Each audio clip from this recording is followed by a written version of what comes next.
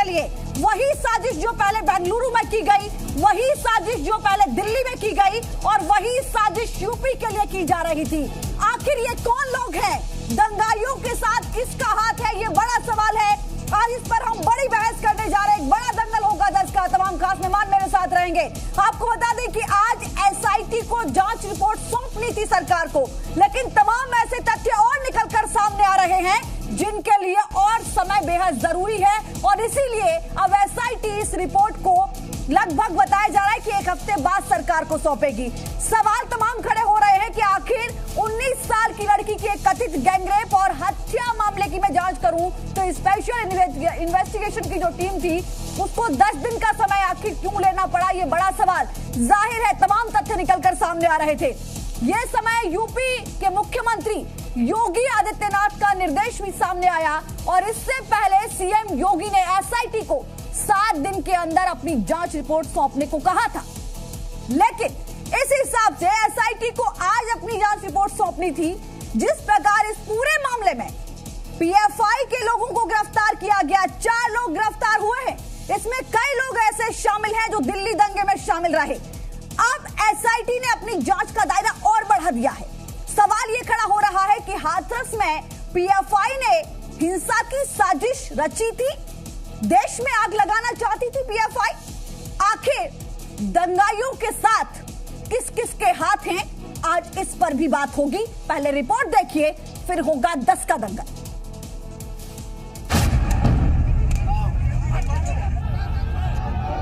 Hathras case की जांच कर रही स्पेशल इन्वेस्टिगेशन टीम को 10 दिन की और मोहलत मिल गई है।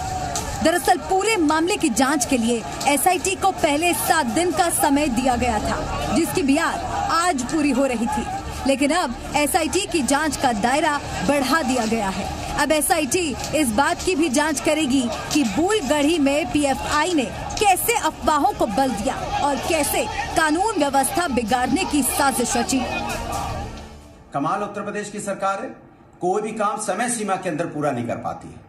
हाथरस केस में 7 दिन के अंदर में एसआईटी को जांच पूरी करके देनी थी, जो नहीं दे पाई। अब 10 दिन का समय और मांग रही है। इसके मतलब सरकार और प्रशासन के बीच में कहीं ना कहीं कोई तो समस्या है और ये समस्या उत्तर प्रदेश की जनता के लिए ज्यादा चिंता का विषय है। इससे पहले मंगलवार को हाथरस पीड़िता के अंतिम संस्कार को लेकर यूपी की योगी सरकार ने सुप्रीम कोर्ट में सफाई दी है।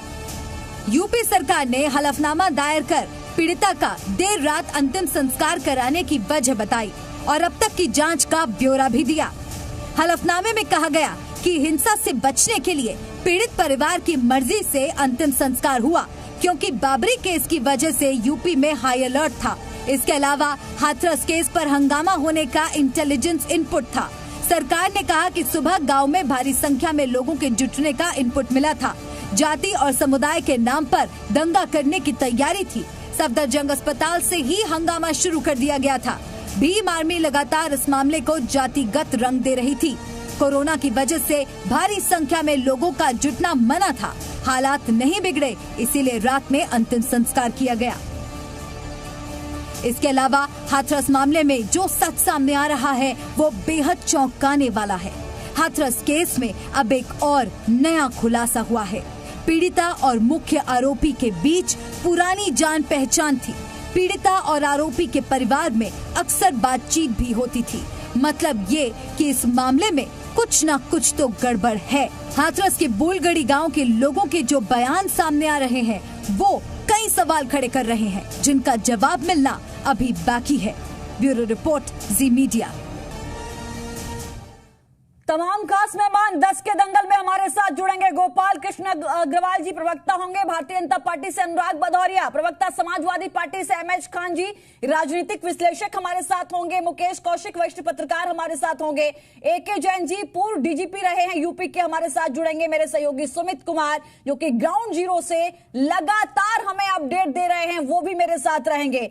सबसे पहले एके जैन जी मैं आपका रुख करूंगी सर, समझना चाहूंगी खुफिया एजेंसियों से जो इनपुट सामने आया और उसके बाद एसआईटी की जांच में जो तथ्य निकलकर सामने आ रहे हैं, जिसकी वजह से 10 दिन की और मोहलत ली गई है कि नहीं, इसमें बहुत बड़े खुलासे होने बाकी हैं। इस पूरे एंगल को सर आप कैसे देख रहे हैं, क्योंकि वही सोर्सेज इस्तेमाल हुए जो बेंगलुरु दंगे और दिल्ली दंगे में हुए सर। देखिए, जो भी इंटेलिजेंस इनपुट्स हैं इंटेलिजेंस एजेंसीज के, एसटीएफ के, एटीएस के, जिला प्रशासन के, उन सबको ध्यान में रखकर कार्रवाई होनी चाहिए, जिससे कि लॉ एंड ऑर्डर वहाँ पर मेंटेन रहे, कास्ट दंगे ना भड़कने पाएं। इस क्षेत्र का इतिहास रहा है पुराना कि वहाँ पे हायर कास्ट लोअर कास्ट के दंगे हुए हैं, और आने वाले समय में यूपी में बाई इलेक्शंस भी हैं, तो इसमें हो सकता है कि कुछ लोग इसका नाजायज़ फ़ायदा उठाने का प्रयास करें। सख्ती से लॉ एंड ऑर्डर को मेंटेन करना सरकार का दायित्व तो है, चाहे पीएफआई हो, चाहे एसडीपीआई हो, चाहे कोई भी हो। जो भी ऐसे तत्व हैं जो कि हिंसा फैलाने का प्रयास कर रहे हैं, दंगा भड़काने की कोशिश कर रहे हैं, उनके खिलाफ कड़ी कार्रवाई होनी चाहिए। एसआईटी को का दायरा जो बड़ा किया गया है वो उचित है। एसआईटी जब वहाँ पर है ही, मौके पर प्रेजेंट है, तो अगर कुछ और बिंदुओं पर भी आख्या उनकी मिलेगी तो लाभदायक सिद्ध होगी और उससे आने वाले समय में भी लॉ एंड ऑर्डर को मेंटेन करने में मदद मिलेगी। एक बात बहुत ध्यान देने की है कि यूपी गवर्नमेंट ने सुप्रीम कोर्ट की सीबीआई इन्वेस्टिगेशन ऑर्डर किया है और सुप्रीम कोर्ट में हलफनामा दाखिल करके एक बात कही है कि हम चाहते हैं कि सुप्रीम कोर्ट मॉनिटर्ड इन्वेस्टिगेशन हो। ये पहली बार ऐसा हो रहा है, जिससे कि मेरे ख्याल से यूपी गवर्नमेंट का ये प्रयास है कि वो ये कतई ना दिखाई पड़े, ये कतई ना लगे कि पुलिस जो है वो एक तरफा कार्रवाई कर रही है और किसी निर्दोष को जेल भेजने में जल्दबाजी की है, क्योंकि इसके चारों अभियुक्त जेल में हैं। जो नए नए पॉइंट्स निकल कर आ रहे हैं उसमें मैंने ये पहली बार अपनी सर्विस में सुना है, देखा है कि स्टेट गवर्नमेंट रिक्वेस्ट कर रही है कि सुप्रीम कोर्ट मॉनिटर्ड इन्वेस्टिगेशन होनी चाहिए सीबीआई की। तो ये अच्छी बात है, इससे पॉलिटिकल टेम्परेचर जो है वहां का, जो एक थोड़ी सी कास्ट कन्फ्लिक्ट उभर रही थी, वो भी शांत होगी। हर पक्ष को इस बात का विश्वास होगा कि हमारे साथ न्याय होगा। ये सही कदम उठाया गया है और लॉ एंड ऑर्डर बड़ी सख्ती से मेंटेन वहां पर करना चाहिए। लॉ एंड ऑर्डर को मेंटेन कर रही है, सही कदम उठा रही है, लेकिन जातीय हिंसा में यूपी को झोंककर, लोगों की जान माल से खेलकर ये कौन सी रोटियां थी सर जो सेकी जा रही हैं? पीएफआई का रिकॉर्ड मैं देख रही हूं, 2006 से लेकर अब तक कितनी बार इस पर बैन लगने की बात हो गई, लगातार कोशिशें की गई, लेकिन हम देखते हैं कि तमाम जो ऐसे दंगे होते हैं, तमाम ऐसे चेहरे पीएफआई के निकलकर सामने आते हैं। इनके पीछे आप किसकी साजिश, किसका सहयोग, किसका हाथ देख रहे हैं सर, और कैसे इस पर लगाम लगे? क्योंकि बहुत ज्यादा आने वाले दिनों के लिए, देश के लिए मैं कह रही हूं, सिर्फ यूपी के लिए नहीं, अगर ये सोच है, ये मानसिकता है तो सर बहुत खतरनाक है। नहीं, वो बिल्कुल है, और आपको भी पता है, सबको पता है कि योगी जी अपनी वर्किंग स्टाइल से, अपने कमिटमेंट से बहुत से संगठनों के निशाने पर हैं। सीए प्रोटेस्ट और एनआरसी प्रोटेस्ट के बाद भी सख्ती से कार्रवाई हुई थी। पीएफआई को बैन करने के लिए रिकमेंडेशन भी स्टेट गवर्नमेंट ने भेजी है एमएचए को। एमएचए को चाहिए कि उस पर कार्रवाई करें, ऐसे संगठनों को बैन किया जाए, क्योंकि इसमें सारे सिमी के पुराने सारे कार्यकर्ता, पदाधिकारी सब इसी में सम्मिलित हो गए हैं। ये सांप्रदायिक हिंसा ना भड़कने पाए उत्तर प्रदेश में, क्योंकि ये बड़ा कम्युनली सेंसिटिव स्टेट है। ये top most priority central government और स्टेट गवर्नमेंट की होनी चाहिए। हमारे प्रदेश में विकास तभी होगा अगर शांति बनी रहे, और मैं समझता हूं कि हर पक्ष को अब इसमें सहयोग करना चाहिए कि अब सीबीआई इन्वेस्टिगेशन होगी। जो भी दूध का दूध है, पानी का पानी है, वो सुप्रीम कोर्ट और हाई कोर्ट इलाहाबाद के निगरानी में सही कार्रवाई की जाएगी। ठीक है, अनुराग भदौरिया जी, बहुत बहुत स्वागत डिबेट में शामिल होने के लिए। मैं चाहूंगी कि आज की डिबेट आप तथ्यों के साथ रखें और ऐसे रखें कि लोग आपको सुन पाए, किसी और की बारी में ना बोलकर अपनी बारी का इंतजार। और बहुत समय दे रही हूं आपको, जब तक आपकी बात पूरी तरीके से आप ये ना कह दें कि ठीक है आगे बढ़िएगा। सवाल ये कि जिस तरीके से अब सीबीआई जांच की बात सरकार ने साफ कर दी, सुप्रीम कोर्ट की निगरानी में ये जांच हो, इस बात को भी कबूल कर लिया। एसआईटी ने जो खुलासे किए, खुफिया एजेंसियों से जो इनपुट मिले कि देखिए किस तरीके से पूरे यूपी को जातीय हिंसा के नाम पर जलाने की कोशिश की जा रही थी, एक सांप्रदायिक हिंसा करने की कोशिश हो रही थी। सरकार कह रही है कि इसमें कहीं ना कहीं आप भी मिले हुए, विपक्ष का बहुत बड़ा सहयोग, क्योंकि आपको विकास नहीं भा रहा। जवाब दीजिए। देखिए, एक चीज तो आपको माननी पड़ेगी कि उत्तर प्रदेश में भारतीय जनता पार्टी की सरकार है। ये भारतीय जनता पार्टी खुद भूल जाती है। उसे याद दिलाना पड़ता है कि आदित्य योगीनाथ जी, आप उत्तर प्रदेश के मुख्यमंत्री हैं। आपकी जिम्मेदारी बनती है कि आपको यहाँ पे कानून व्यवस्था को कायम रखने की। अगर आपको लगता है कि इस्लामिक कंट्री से कुछ लोग हैं, तो इस्लामिक कंट्री पे आप मोदी जी से बात करके बैन लगवा दीजिए। किसने रोका है? और आपकी इंटेलिजेंस इतनी कमजोर कैसे है कि आपको बाद में पता चलता है जब इंसिडेंट होने लगते हैं? इसके मतलब क्या आपकी आय भी खत्म हो गई है, आपकी इंटेलिजेंस खत्म हो चुकी है, आप उत्तर प्रदेश चलाने लायक नहीं है। दूसरी बात कि आपके ही नेता रंजीत बहादुर क्या कहते हैं बच्चियों के बारे में? क्या बोला उन्होंने बाराबंकी के नेता ने?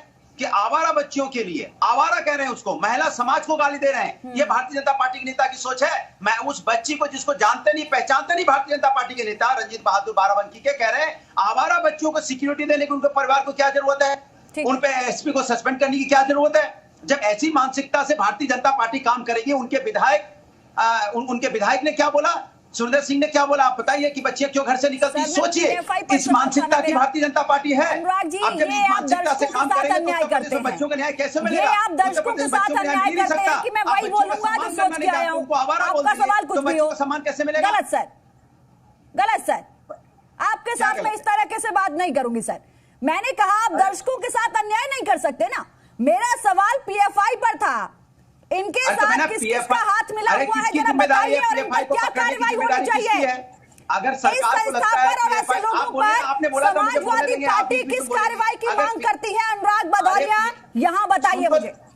अच्छा सुन तो लीजिए, अगर सरकार को लगता है कि वहाँ पीएफआई, एएसआई, फलाना ढिकाना जो भी है, तो वहाँ पंचायत हो रही है लगातार, उनको भी अरेस्ट कीजिए। जो पंचायतें कर रहे हैं लगातार, जो आपकी टीवी पे फुटेज भी दिखाई दे रहा है, निकल के जा रहे हैं, कार्रवाई क्यों नहीं करती? क्या कुछ? उससे भी तो माहौल खराब हो सकता है। सवाल तो आप ही छोड़ के जाते हैं खुद पर, और फिर कहते हैं कि आप सवाल पूछ लेती हैं। उस कंट्री को पीएफआई को एक बार ऐसे बोल गए जैसे कि माइक में आवाज ही नहीं जाएगी, और पहुंच गए पंचायत पर। देश के अंदर में, इसके मतलब हमारे देश का मैंने पंचायत पर सवाल किए थे सर। कार्रवाई कीजिए उसके ऊपर में।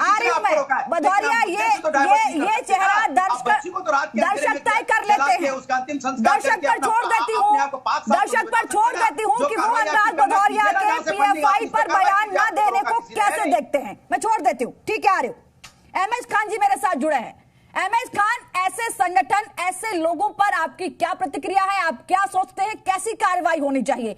क्या आपको लगता है कि एक बेटी की अस्मिता को ढाल बनाकर यूपी को दंगों की आग में झोंकने की प्लानिंग सही थी? अब ठाकुर वाला मामला गड़बड़ है। नहीं, ये तो सही नहीं है। मैं तो पहले से कह रहा हूँ, आपके चैनल पर कहा, कई चैनलों पर कहा, पीएफआई अगर इतनी शक्तिशाली हो गई है तो इसको जो है, अच्छा कई बार इसका नाम भी आया है, कई दंगों में नाम आया है, तो इसको बैन कर देना चाहिए, इसको बंद कर देना चाहिए। हिंदुस्तान में इसकी जरूरत नहीं है। पीएफआई जैसे लोगों की संगठन की हिंदुस्तान में जरूरत नहीं है, जो दंगा भड़काने का काम करें, जो और हिंदू मुसलमान लड़ाने का काम करें। इसमें बिल्कुल मैं सख्ती के साथ कहता हूँ कि पीएफआई को नस्त नाबूद कर दीजिए।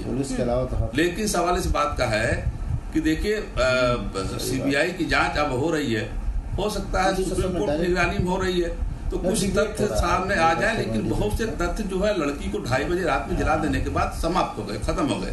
जैसे रेप के लिए रिपोर्ट आ गई कि रेप नहीं हुआ, तो आपको पता है कि देखिए रेप जो है उसका सीमेंट कितने देर तक रहेगा लड़की के शरीर में? 8 दिन तक तो आप कुछ किया नहीं, आपने मेडिकल जांच ही नहीं कराया, तो सीमेंट तो उसे खत्म हो जाएगा, तो रेप तशी साबित होगा। इसलिए न्याय नहीं मिल पा रहा उस लड़की को। सर, सुप्रीम कोर्ट की निगरानी में सीबीआई इस पूरे मामले की जांच कर रही है। मेरी पूरी सिंपैथी, मेरी पूरी संवेदना, मेरी पूरी हमदर्दी, हिंदुस्तान की हमदर्दी पहले दिन से पीड़िता के साथ है। हम इससे कोई इनकार नहीं कर रहे, और जांच में जो सामने आएगा उस पर आगे कार्रवाई होगी। अब तो भरोसा होना चाहिए, सीबीआई जांच करेगी, सुप्रीम कोर्ट की निगरानी में जांच हो, इस बात के लिए सरकार तैयार है। तो जाहिर है कि दूध का दूध, पानी का पानी हो। लेकिन सवाल यह है कि ऐसे मौके जैसे ही मिलते हैं अपनी एक पूरी सेल को तैयार कर दिया जाता है एक्टिव होने के लिए, कि बस मौका आ गया, झोंक दीजिए आग में। इनका क्या करेंगे? ऐसे लोगों को कह तो रहा हूं मैं, ऐसे लोगों को चुन कर बंद करिए, सख्त सख्त सजा दीजिए। जो दंगा भड़काने काम करते हैं, जो आपस में लड़ाने काम करते हैं, हिंदू मुस्लिम भाईचारा खत्म करने काम करते हैं, ऐसे लोगों को इस देश में रहने की जरूरत नहीं है। इस देश से बाहर निकाल दीजिए। गोपाल मैं कृष्ण साफ जी, साफ कह रहा हूँ आपको। अनुराग भदौरिया ने भी यही कहा कि लॉ एंड ऑर्डर मेंटेन करने की जिम्मेदारी आपकी है। अगर खुफिया रिपोर्ट आपको ऐसी मिल रही है, खुफिया एजेंसियां ऐसी अगर आपको रिपोर्ट दे रही हैं, तो आखिर आप पीएफआई पर बैन क्यों नहीं लगा देते? केंद्र में भी आपकी सरकार है, क्यों कदम नहीं उठाते? वो कह रहे हैं कि नहीं, आप इसे ढाल बना रहे हैं। नहीं, ढाल क्या बनाना है? पीएफआई को अरेस्ट किया हुआ, कई जगह बैन किया। देखिए, ये प्रजातंत्र है। प्रजातंत्र में कोई भी एक सिस्टम के चलता है। भदौरिया जी क्या चाह रहे हैं या उससे हम क्या चाह रहे हैं और ये योगी जी क्या चाह रहे हैं, केवल चाहने से काम नहीं होता।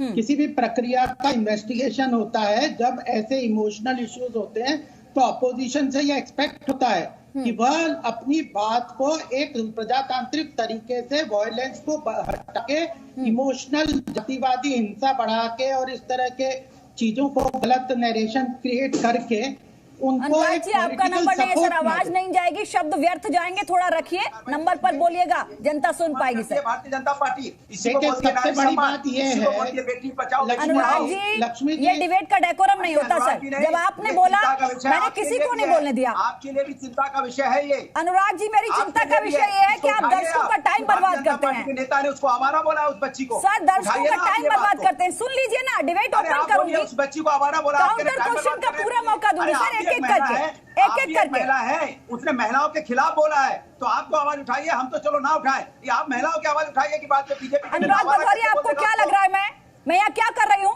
अब आप बताएंगे मुझे। मैंने क्या सवाल पूछा? भाषण का मंच नहीं है सर, बोल रही हूँ ना आपसे, एक एक करके बात रखिए। आप जब बोल रहे थे, कोई बोल रहा था क्या दूसरा पक्ष? सबसे बड़ी दिक्कत आपकी यही है कि जहाँ अनुराग बोलेंगे वहाँ कोई बोल ही नहीं सकता। आप लोगों के साथ भी है। अरे सर, दिक्कत आपके साथ है, दिक्कत आपके साथ है कि आप सवाल करते हैं लेकिन सरकार की तरफ से सवाल का जवाब सुनने के तैयार नहीं होते आप। उसकी एफआईआर की मांग भी नहीं कर जब मैंने आपसे पूरी तरह कहा ना, एफआईआर की मांग। अरे सर, मैंने आपसे कहा कि आप सुनिए तो सही। अनुराग भदौरिया, जब आप बोल रहे थे कोई भी नहीं बोल रहा था, लेकिन आपकी दिक्कत यह है कि आप दूसरों का समय जरूर बर्बाद करेंगे। रुकिए ना, सुनिए तो सही, बोलिए। गोपाल कृष्ण जी, बात रखिए अपनी पूरी। अनुराग जी प्लीज इंतजार करिएगा, अन्यथा मुझे आपका ऑडियो डाउन कराना पड़ेगा। प्लीज सर, अपनी बात का इंतजार करिए। विपक्ष पे तो सारा अत्याचार होगा। बस सर, इमोशनल कार्ड खेल लीजिए। ये क्या विपक्ष होता है? जब वहां अखिलेश जिंदाबाद के नारे लग रहे थे तब तो वहां विपक्षी ये इस तरीके की नहीं, वो सभी दिख रही थी मुझे। शांत रहिए थोड़ा।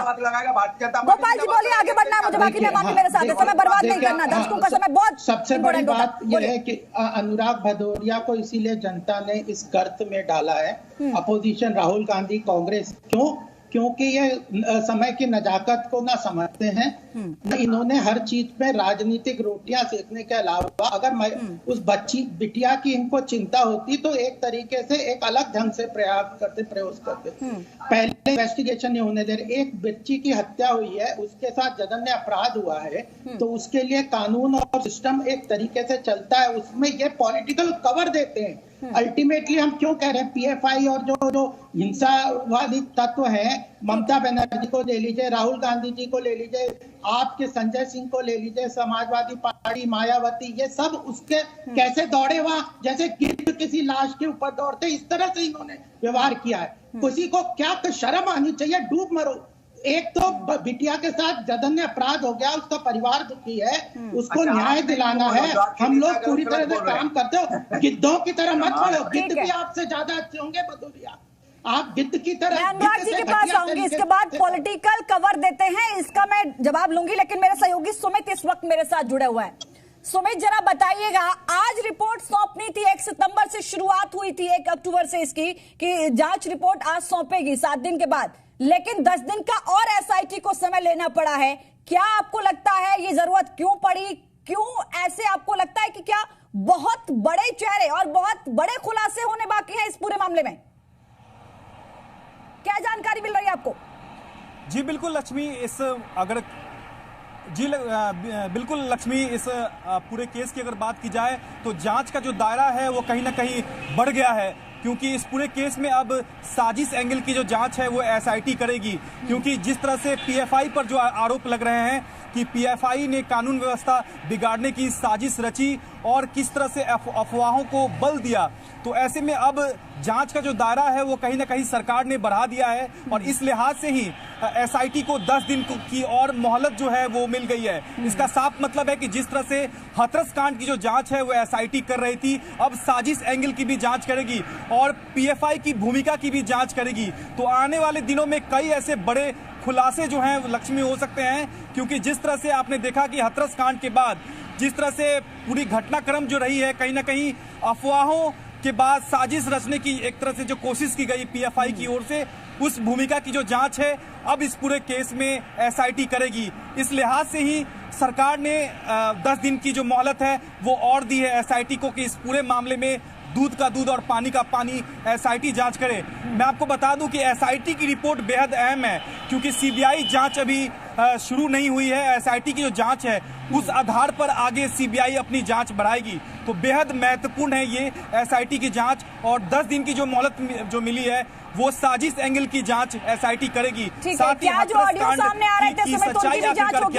चंद शब्दों में जवाब दीजिएगा सुमित, जो ऑडियो सामने आ रहे थे कि देखिए 25 लाख मत लीजिए, फलाने नेता आएंगे 50 लाख देके जाएंगे, सर काट कर लाइए 1 करोड़ का इनाम दिया जाएगा, क्या ये भी एसआईटी इस दायरे में ले रही है?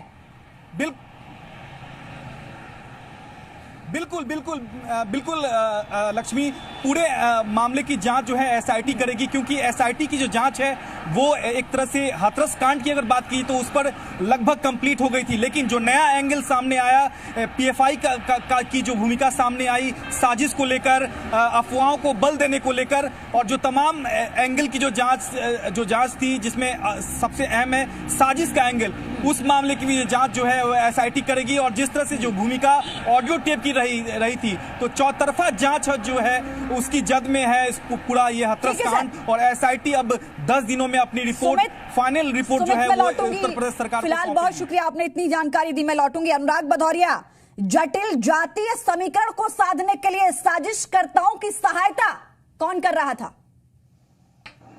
देखिए, मैं ये फिर आपने वही बात पूछी, ये बात तो सरकार से पूछी ना कि सरकार हाथ पे हाथ रख के क्यों बैठी रहती है। सरकार की बच्ची के साथ अन्याय हो रहा है, सवाल विपक्ष से पूछा जाता है, सरकार हाथ पे हाथ रख के बैठती रहेगी। बलरामपुर में घटना होती रहेगी, बुलंदशहर में घटना होती रहेगी, जौनपुर में बच्ची के साथ अन्याय होता रहेगा, आजमगढ़ में अन्याय होता रहेगा, हाथरस में अन्याय होगा, फिर 6 साल की बच्ची के साथ अन्याय होगा, फिर भदोही में अन्याय होगा, फिर कौशाम्बी में अन्याय होगा, फिर लखनऊ में अन्याय होगा, फिर उन्नाव में अन्याय होगा, फिर अयोध्या में अन्याय होगा। बात आप मुझसे पूछेंगे कि आप क्यों, अरे सरकार क्या करती है, सरकार किस लिए वहां पे भाई? उत्तर प्रदेश के मुख्यमंत्री क्यों है? विपक्ष में तो है नहीं, सत्ता में है, और कानून व्यवस्था जिम्मेदारी बनाए रखने की जिम्मेदारी उनकी है। क्यों नहीं वहां पंचायतें हो रही है उनको अरेस्ट करते? क्यों नहीं वहां उनके जो नेता है कह रहे हैं कि लड़की आवारा थी, क्यों नहीं उसको एफआईआर करके जेल में डाल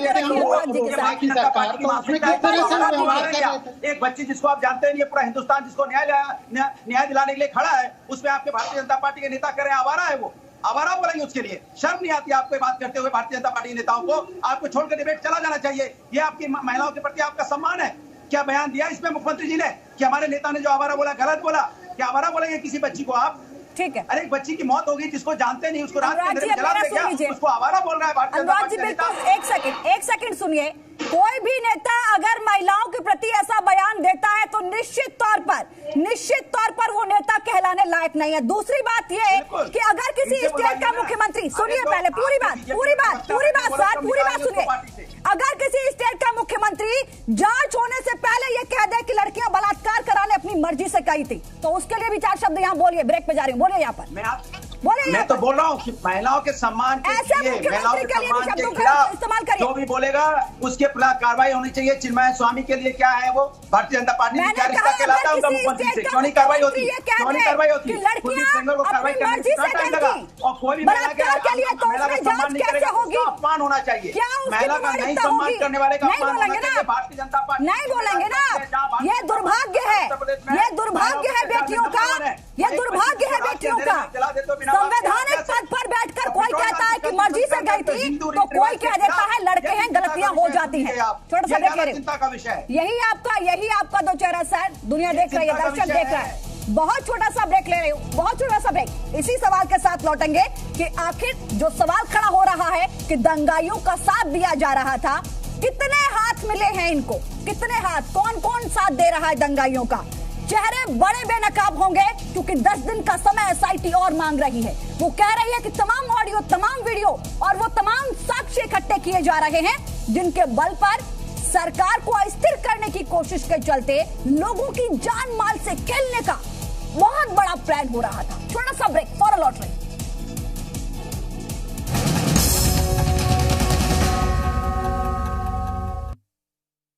प्रस्तुतकर्ता मैक्सरिच इम्यूनिटी का डेली डोज।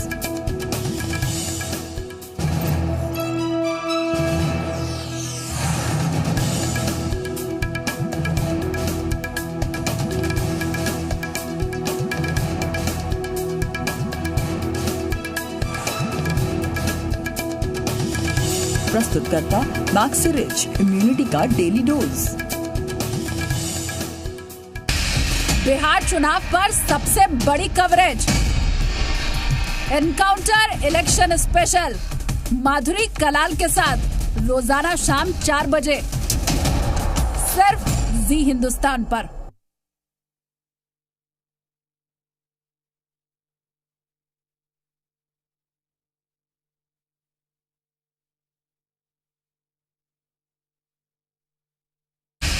बिहार चुनाव पर सबसे बड़ी कवरेज, बिहार में चुनाव बा रमन ममगई के साथ रोजाना शाम 5 बजे सिर्फ जी हिंदुस्तान पर। बिहार चुनाव पर सबसे बड़ी कवरेज, अब की बार किसकी सरकार माधुरी कलाल के साथ रोजाना शाम 6:25 पर सिर्फ जी हिंदुस्तान पर। पहला पन्ना, गणतंत्र का इतिहास। दूसरा अध्याय, सामाजिक न्याय का नारा। तीसरा खंड, बाहुबलियों का दम। एक राज्य जिसका हर चैप्टर चुनावी है। बिहार जिसके रग रग में राजनीति है।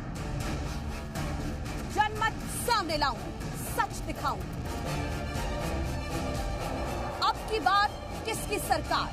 बिहार चुनाव की महा कवरेज मेरे साथ हर शाम 6:25 पर।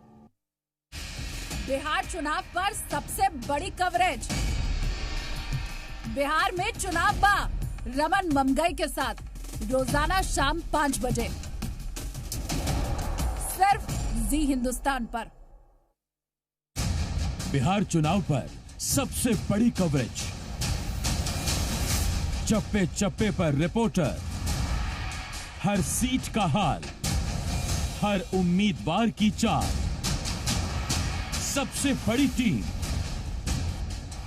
सबसे सटीक विश्लेषण। अब की बार किसकी सरकार? सिर्फ जी हिंदुस्तान पर।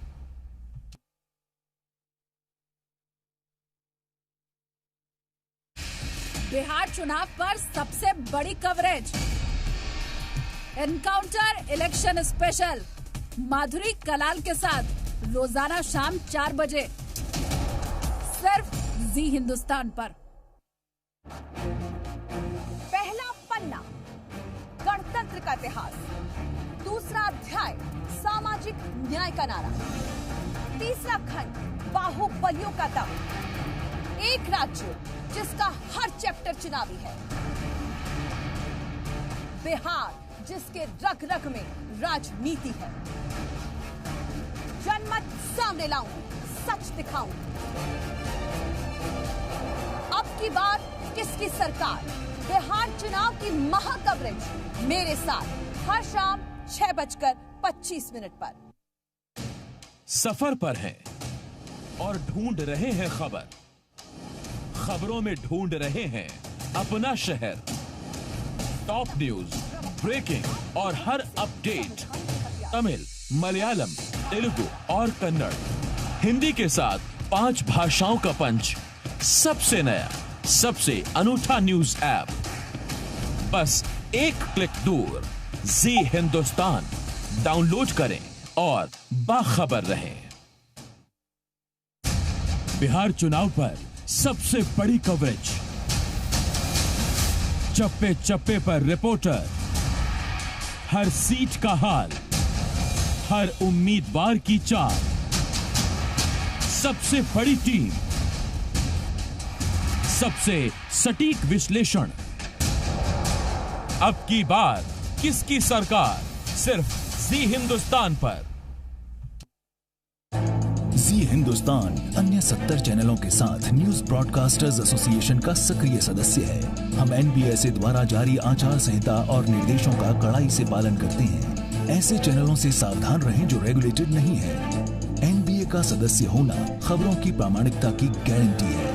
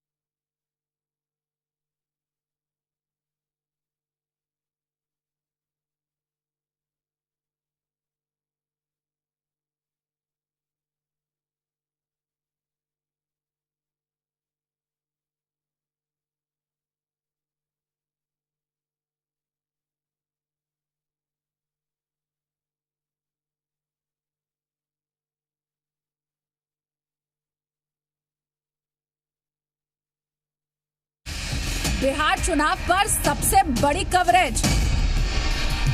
बिहार में चुनाव बा रमन ममगई के साथ रोजाना शाम 5 बजे सिर्फ जी हिंदुस्तान पर।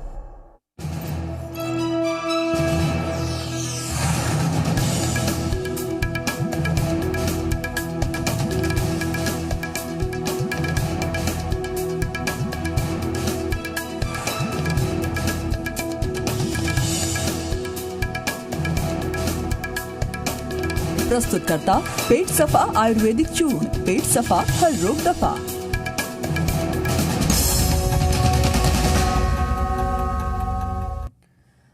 ब्रेक के बाद आपका स्वागत है। आप देख रहे हैं 10 का दंगल। आज दंगल इसी बात पर हो रहा है कि क्या अब दंगाइयों का सच, पीएफआई का सच, हाथरस में जो साजिश हुई उसका सच सामने आएगा, क्योंकि एसआईटी ने 10 दिन की मोहलत और मांग ली है। मुकेश कौशिक जी, आपके पास आते हुए सर समझना चाहूंगी मैं, क्या अब आपको लगता है कि इस पूरे मामले में जो अब तक खुलासे हुए उसके बाद ही माना जा रहा था कि आज रिपोर्ट जाएगी सरकार को, लेकिन 10 दिन एसआईटी ने मोहलत और मांगी है, जाहिर है कि तार बहुत दूर तक जुड़े हुए हैं? देखिए, मुझे लगता है कि बलात्कार और रंगीन हत्या की घटना को साजिश करार देना और उसको बहुत बड़े पैमाने पर ले जाना तार्किक नहीं लगता। आप आज के सारे अखबारों के एडिटोरियल पढ़ेंगे, अगर आप देखेंगी तो उसमें ये किसी को भी पच नहीं रहा है कि एक कोई संगीन बलात्कार की घटना हो या एक बेटी के साथ को मार दिया जाए और उसको हम लोग एक निष्पक्ष जांच की तरफ ले जाने के बजाय हम दूसरी तरफ उसको ले जाए। मुझे छोटा सा एक सवाल है आपके माध्यम से उन राजनीतिक दलों से जो इसको साजिश का एंगल देना चाहते हैं कि अगर हाथरस में एक बेटी के साथ बलात्कार ना होता तो क्या इतनी बड़ी साजिश छिपी रह जाती, या कितने इस तरह की घटनाएं होगी कि हमको पीएफआई या और इस तरह के जो आतंकवादी संगठन है या जो दंगाई संगठन है उनकी साजिशों को सामने लाने के लिए कितने और इस तरह की घटनाएं होंगी। मुझे लगता है कि ये एक मूल सवाल है।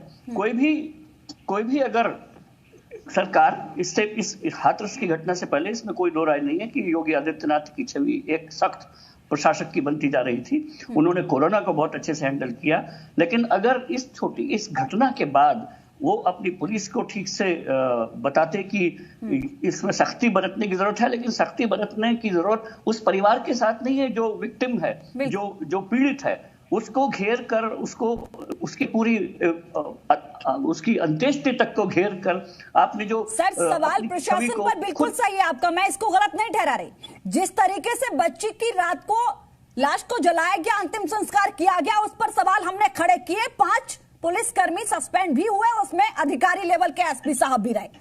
सवाल ये कि सर जिस तरीके से उसके बाद इस पूरे मामले को एंगल दिया गया, सीबीआई जांच कर रही है, सुप्रीम कोर्ट की निगरानी में जांच होगी, हलफनामा खुद सरकार ने दिया, एसआईटी गठित कर दी है, जांच हो रही है। लेकिन सवाल ये कि तमाम ऑडियो वीडियो भी जो आपने देखे होंगे कि 25 लाख मत लीजिए, फलाने नेता आएंगे, ढिमके नेता आएंगे, वो 1 करोड़ कर देंगे, वो आएंगे 50 लाख कर देंगे, गर्दन काट कर लाइए मैं इतना करूंगा। इस पूरे मामले को एंगल क्या देने की कोशिश हो रही थी? अब जब पीएफआई के 4 लोगों की गिरफ्तारी जो शामिल बेंगलुरु दंगे में पाए गए, दिल्ली दंगे में पाए गए, वही चेहरे अगर यूपी दंगे की साजिश कर रहे थे, तो इसको मैं क्यों ना कहूं कि एक बेटी की अस्मिता के नाम पर जटिल जातीय समीकरण साधने के लिए सियासी साजिश भी शामिल थी। सर देखो, यूपी पहले से ही एक जातीय रूप से संवेदनशील प्रदेश है, इसमें कम्युनल एंगल भी रहते ही हैं, और ये जितने भी संगठन हैं देश को तोड़ने वाले, उसके साथ खिलवाड़ करने वाले, वो घटनाएं वो साथ के साथ चलते रहते हैं। लेकिन आप इन दोनों घटनाओं को एक साथ जोड़ेंगे तब गलत होगा। अनुराग जी जवाब दीजिए। रुकिए लक्ष्मी जी, आपसे हमें बहस करने के लिए पानी की जरूरत पड़ती है। बिल्कुल पड़ेगी सर, पानी पी लीजिए, कोई इश्यू नहीं है, पानी का मौका मैं दे रही हूँ आपको। अब बोलिए। अब देखिए ऐसा है, मैं एक ही सवाल बार बार सरकार से पूछता हूँ लक्ष्मी जी, वो मुझे जवाब नहीं मिलता। मैं कहता हूँ कि सरकार आपकी है, कानून व्यवस्था बनाए रखने की जिम्मेदारी आपकी है, तो इसके मतलब आप तो असहाय फील करते हैं अपने आप को कि हम कानून व्यवस्था नहीं चला सकते क्योंकि यहाँ पीएफआई है, यहाँ पीएसआई है, यहाँ मुझे जवाब नहीं मिलता। मुकेश कौशिक जी के सवाल को नजरअंदाज मत करिए ना सर। अनुराग जी समय बहुत कम है, कार्रवाई करने की, आप सवाल पर नहीं आएंगे, मैं आगे बढ़ जाऊंगी। सुन तो लीजिए, आपकी सरकार की जिम्मेदारी बनती है ना, ये कहां से फंडिंग आती है। अगर आप 1 घंटा उस सवाल पर बने रहे, देश पे बैन लगा दीजिए, लेकिन बच्ची को न्याय दिलाइए, बच्ची को न्याय के मामले में आप इधर उधर मत भटकाइए। मैंने आपको बोला सवाल में पूरी तरह आपके साथ हूँ, ये भटकाना चाहती है, पूरी तरह आपके साथ हूँ, लेकिन दंगाइयों की कमर कैसे तोड़ी जाएगी जो इस तरीके के खुलासे हो रहे हैं, जैसा कि कह रहे हैं। आपने मुकेश कौशिक को सुना होगा, वो कह रहे हैं कि ठीक है अपनी सियासत चमकाइए, साजिश करिए, लेकिन बेटी को इंसाफ दिलाने के नाम पर जो भी राजनीतिक पार्टियां ऐसा कर रही हैं, उनके लिए क्या? तो उनको सस्पेंड कर दीजिए भारतीय जनता पार्टी को। भारतीय जनता पार्टी राजनीति कर रही है। बड़ी खबर आ रही है, अनुराग जी रोक रहे हो, हाथरस दंगों की साजिश का एक बड़ा खुलासा।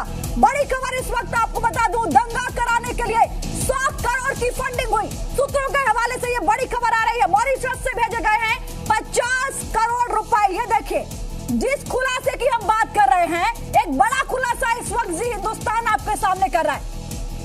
बड़ा खुलासा, दंगा कराने के लिए 100 करोड़ की फंडिंग में आ रही हूं सर आपके पास। एके जैन जी, ये क्या चल रहा है सर? मैं इसीलिए कह रही हूं कि ये बहुत ही खतरनाक साजिश है।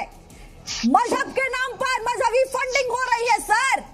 ये मदद के नाम पर मजहबी फंडिंग कितनी घातक है पूरे हिंदुस्तान के लिए। मॉरिशस से 50 करोड़ आ गए।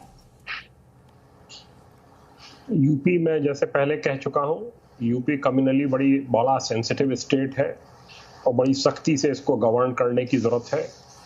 ये जो इस प्रकार के खुलासे हो रहे हैं, ये जो वेबसाइट क्रिएट की गई, छानबीन चल रही है किसके डोमेन पे हुई, आईपी एड्रेस क्या था, उसमें ईडी भी इन्वॉल्व की गई है, सही दिशा में कार्य हो रहा है। और मैं तो एक बात बड़ा स्पष्ट कहूँगा कि अप्रिय निर्णय हो चाहे कुछ भी हो, लॉ एंड ऑर्डर को बहुत ही सख्ती से मेंटेन किया जाना चाहिए। जो भी अराजक तत्व वहां पर प्रवेश करने का प्रयास कर रहे हैं या उद्यम कर रहे हैं, उनको तुरंत जेल के पीछे, शिक्षों के पीछे डाल देना चाहिए। बिल्कुल सर, सही दिशा में काम हो रहा है। अनुराग के पास जाऊंगी, लेकिन उससे पहले सुमित जी मेरे साथ जुड़े। सुमित जरा बताइएगा, एक बड़ा खुलासा हुआ है, 100 करोड़ की फंडिंग हुई है मदद के नाम पर। ये मदवी फंडिंग का जो पूरा खेल चल रहा था, उसका खुलासा हो रहा है धीरे धीरे। और मुझे लगता है कि इन तमाम तारों को खोलने के लिए ही 10 दिन की जरूरत पड़ी है एसआईटी को। क्या कुछ और जानकारी है सुमित आपके पास इस वक्त? जल्दी से बताइएगा। जी बिल्कुल लक्ष्मी, मैं उसी बात का जिक्र कर रहा था कि इस पूरे मामले में साजिश कहीं ना कहीं हुई है और खुफिया एजेंसी की माने तो 100 करोड़ रुपए से अधिक फंडिंग हुई थी यूपी में दंगा कराने के लिए और 50 करोड़ रुपए जो है वो मॉरिशस से मंगाए गए थे इस दंगे की साजिश रचने के लिए। तो एक बड़ा खुलासा खुफिया एजेंसियों ने किया है और मैं आपको बता दूं कि एसआईटी इस पूरे मामले में 100 से अधिक लोगों से पूछताछ इस मामले में कर चुकी है। और अभी अभी मैं आपको अपडेट कर दूं कि एसआईटी की जो टीम है वो विक्टिम के घर पहुंची है और एक बार फिर से वहां परिवारों का जो है बयान दर्ज करेगी। तो एक बड़ा खुलासा जो है कहीं ना कहीं कहा जा सकता है कि बयान का जिक्र किया है, मुझे याद आ रहा है। सुमित थोड़ा सा रोक रहे हूं, मैं आगे बढ़ूंगी। एमएच खान जी कुछ कहना चाह रहे हैं। एमएच खान जी आ रही हूं आपके पास। सर मैं चाहती हूं कि आपका एक एक शब्द दर्शक तक पहुंचे और इसीलिए अपनी बारी का इंतजार करिए। सर बहुत जल्दी पहुंच रही हूं।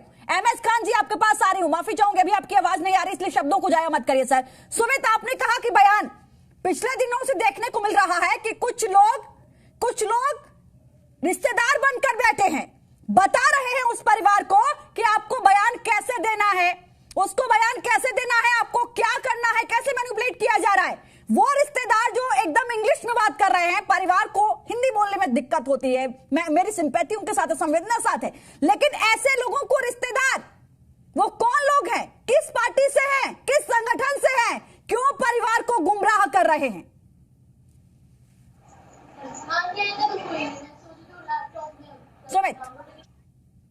14 सितंबर के बाद से साजिश एक तरह से रचने की कोशिश जो है वो की गई थी। तो निश्चित तौर पर एसआईटी की जो टीम है वो पिता का बयान दर्ज कर चुकी है, पीड़ित के पिता का बयान दर्ज कर चुकी है और बताया जा रहा है कि गांव वाले का भी बयान अब लिया जाएगा क्योंकि गांव वाले ही एक तरह से चश्मदीद हैं। क्योंकि अगर बात की जाए इस गांव की जहां ये घटना घटी थी उसके चारों बगल के जो आसपास के गांव हैं, क्योंकि सरपंच भी गांव का एक ही है, तो खुली जुबान में, पहले दबी जुबान में लोग बात कर रहे थे लेकिन अब खुली जुबान में बात कर रहे हैं कि जो घटना जिस तरह से दिखाया जा रहा है वो असल में है नहीं। महिला डॉक्टर भी वहां पर इतने दिन से मौजूद थी। मैं चाहूंगी कि चूंकि आप ग्राउंड जीरो पर हैं, जरा आपके सूत्र भी वहां पर होंगे, जरा पता करिएगा कि क्या वो तथाकथित रिश्तेदार वहां पर मौजूद हैं, किस संगठन से हैं, क्या उनके लिंक भी पीएफआई से जुड़ते हुए नजर आएंगे क्या बाद में? ये सवाल है मेरा, आरोप नहीं है। एमएच खान जी आपके पास आते हुए आवाज सर पहुंच रही है आपको मेरी? एमएच खान जी अगर आप मुझे सुन पा रहे हैं तो अपनी बात रखिएगा। नहीं है लेकिन मौका नहीं दे रही ना। नहीं सर रखिएगा अपनी बात। मैं इसीलिए सुमित के बाद आप पर ही आई हूं, चूंकि सर अपडेट है तो जानकारी अपने सहयोगी से लेनी पड़ती है। बोलिए। नहीं ठीक है, मैं यही कह रहा हूं, देखिए दोनों चीजें अलग है। एसआईटी अगर जांच कर रही है तो किस पे जांच कर रही है? वो बलात्कार पर जांच कर रही है कि आप जो फंडिंग हुई है उस पर जांच कर रही है? अलग अलग चीजें हैं। देखिए बलात्कारियों के साथ खड़ा होना तो सबसे बड़ा गुनाहगार वही आदमी होता है। आप जो बलात्कारी है, 4 बलात्कारी जो पकड़े गए हैं, जेल में बंद हैं, उनसे भारतीय जनता पार्टी के एमपी जाके मिलते हैं तो संदेश क्या जाता है? संदेश कहा जाएगा, अधिकारियों में मैसेज किया जाएगा। दूसरी बात जो फंडिंग हो रही है ये कहां से हो रही है ये अलग विषय है। आप देखिए, आप उस चीज को कह रहे हैं कि गवाह माना जाएगा। अभी आपके एक एंकर है, क्या है, वो कह रहे हैं गांव वालों की गवाही ली जाएगी। जब पीड़िता कह रही है कि मेरे साथ बलात्कार हुआ, स्वयं कह रही है, तो फिर गांव वाले गवाही क्या देंगे साहब? तो ये तो सिर्फ बात लिपापोती की हो रही है ना, इसको लिपापोती मत करिए, इसमें साफ साफ आना चाहिए। क्या समर्थन नहीं करती सर, मैं निष्पक्ष रूप से सवाल रखती हूँ। मुझे लगता है समय कम है, अन्यथा मैं उस पीड़िता के आपको वो 2 बयान सुना देती। एक सेकंड सर, सुन लीजिए ना सर प्लीज, मैंने पूरा मौका दिया आपको, एंकर को तो सुनिए। वो 2 बयान है सर, हालांकि मैं पुष्टि नहीं कर रही हूँ। पहला बयान वो कहता है, पीड़िता के बयान की बात कर रही हूँ, माँ के बयान की भी बात कर रही हूँ। पहला बयान ये कहता है कि मुझे ले जाकर मेरा गला दबाया गया, जबरदस्ती की कोशिश की गई। 5 दिन बाद जो बयान आता है उसमें ये कहा, और उस दिन एक व्यक्ति का नाम बताया जाता है। दोबारा जो बयान आता है उसमें 5 लोगों के नाम बताए जाते हैं, रेप का जिक्र होता है। हालांकि ये जांच हो रही है, सीबीआई जांच कर रही है, सुप्रीम कोर्ट की निगरानी में जांच हो, इसके लिए हलफनामा सरकार ने दिया है। लेकिन चूंकि आपने कहा कि एसआईटी जांच किसकी कर रही है, अगर कोई भी हत्या, मर्डर, गैंगरेप, लूट, कोई भी घटना होती है, उस एंगल से जुड़े हुए जितने तार होते हैं सर, उस टीम को उन सभी पहलुओं पर जांच करनी होती है। मुझे लगता है कि यह जानकारी आपको होगी। मैं आ रही हूं, गोपाल कृष्ण जवाब दीजिए। वो कह रहे हैं कि देखिए दंगाइयों के साथ सिंपैथी बिल्कुल नहीं है, दंगाइयों के साथ सिंपैथी बिल्कुल नहीं है, उन पर कड़ी कार्रवाई होनी चाहिए। लेकिन सवाल ये कि इतने बड़े पैमाने पर फंडिंग आ गई, आपको क्यों नहीं खबर लगी? देखिए लक्ष्मी, 2-3 बातें जब मैं खान साहब भी कह रहे हैं और भदौरिया जी भी कह रहे हैं, और मैंने पहले भी कहा था कि हमने बचपन में एक गिद्ध की बात सुनी थी। गिद्ध जिस तरह झपटते हैं ना, कोई घटना हो गई और दुखद है, उसके लिए पूरी संवेदना है। लेकिन ये जो अपोजिशन पार्टीज है, लॉ एंड ऑर्डर का मामला तो आपका है ना, स्टेट का है ना सर, इस पर तो नहीं भाग सकते आप। नहीं तो जो पॉलिटिकल का पार्टीज हैं उसको ये सारी चीजें साजिश जो है ये सब मिलके चल रही है। पीएफआई अलग है, पॉलिटिकल लोग अलग हैं, सोशल मीडिया पे इनके साथी अलग है और सब अपने अपने एजेंडा के हिसाब से काम कर रहे हैं। सरकार का काम है इस पूरे एजेंडा, जिससे क्राइम किया, जो पीड़िता है, जो पुलिस का एडमिनिस्ट्रेशन का रोल है, जो कानून प्रक्रिया का, ये सबका एंगल सरकार को देखना है। इसलिए एसआईटी और सीबीआई की जांच कर रही है, जरूर कर रही है। यह सही दिशा में काम हो रहा है, जैन जी ने भी कहा। अब आपको वो सही दिशा क्यों नहीं दिख रही? देखिए, गोपाल अग्रवाल जी सही कह रहे हैं कि इसमें साजिश चल रही है। साजिश सरकार की है, साजिश भारतीय जनता पार्टी की है। मैं सहमत हूँ उनकी बात से, बिल्कुल सहमत हूँ। साजिश उनके अधिकारियों की है जो सही बात सामने आने नहीं देना चाहते। सवाल 2 है, सवाल अलग अलग है। मैंने आपके बच्चे के व्यवहार के लिए कहा है, रात के अंधेरे में बिना माँ बाप की परमिशन मैंने आपको क्या कहा? दूसरा सवाल यह है कि आपको पता नहीं क्यों चलता है कि बाहर से फंडिंग आती रहती है। जो पॉलिटिकल अतीक उर रहमान पकड़ा गया पीएफआई का, उस पर क्या कार्रवाई होनी चाहिए इन 4 लोगों पर, बाकी जो पकड़े जाएंगे उन पर? सरकार का तंत्र अनुराग जी, जाते जाते सोशल मीडिया पर भी दर्शक ये जानना चाहते हैं कि ऐसे संगठन के लिए अनुराग भदौरिया क्या कह रहे हैं। सर समय समाप्त हो गया, लेकिन फिर भी आपको 10 सेकंड दे रही हूँ। पीएफआई और ऐसे लोग जो दंगाई वहां पर थे, उनके खिलाफ अनुराग भदौरिया क्या कार्रवाई चाहते हैं? दर्शक पूछ रहे हैं सोशल मीडिया पर, बताइए। सुन तो लीजिए, उसके खिलाफ सरकार की जिम्मेदारी बनती है। अगर कोई ऐसा तत्व है समाज के अंदर में है तो उसके ऊपर कार्रवाई करे, बैंड लगा दे। सरकार क्यों उसको बांध के रखती है? बहुत शुक्रिया, और मैं उम्मीद करती हूँ कि पॉलिटिकल पार्टियां भी उनको कवर अप न करें। बहुत शुक्रिया आप सभी का मेरे साथ जुड़ने के लिए। 10 के दंगल में एक बड़ा खुलासा हुआ है। आगे जी हिंदुस्तान लगातार आपको अपडेट देगा। 100 करोड़ की फंडिंग हुई है, 1-2 नहीं 100 करोड़ की फंडिंग हुई है। आखिर प्लान क्या था? यूपी को दहलाने का था? कितने लोगों की जान से खेलने का था? सवाल बहुत बड़े हैं और तार भी बहुत बड़े तक जुड़े हुए हैं। इसीलिए एसआईटी को 10 दिन की जरूरत पड़ी है मोहलत लेने की। आगे बहुत खुलासे होंगे। जी हिंदुस्तान पल पल की अपडेट आपको देगा, क्योंकि हम पूरी पारदर्शिता के साथ, तथ्यों के साथ सही खबर आप तक पहुंचाते हैं। देखते रहिए जी हिंदुस्तान। नमस्कार।